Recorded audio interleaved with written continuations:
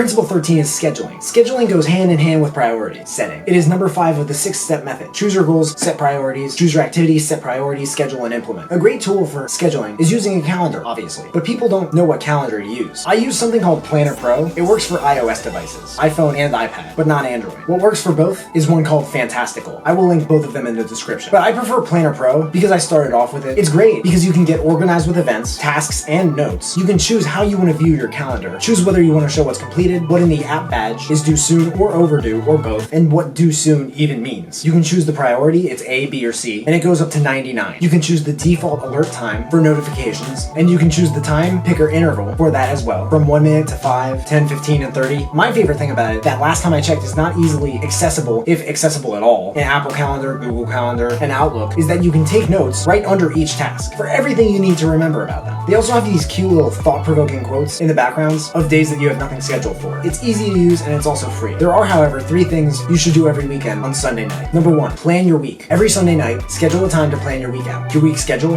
the week you come up with your attack plan. You get ready for.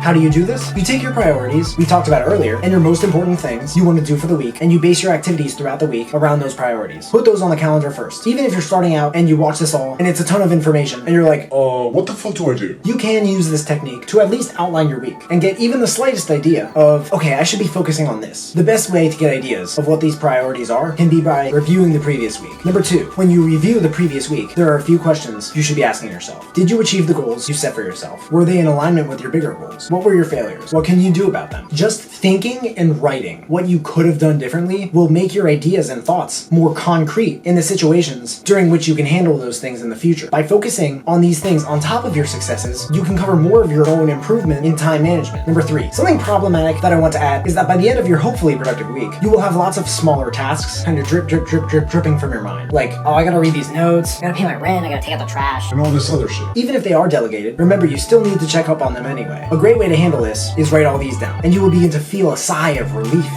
as you write each thing down. If I could add one more thing and come back, it would be to review and adjust your weekly plan daily. Everything I just said should be applied not just to the week, but the month and the year. From this principle, a very important one, we move into an extremely useful principle that will almost, if not entirely, double your productivity. You can find it right up here, and I will see you there.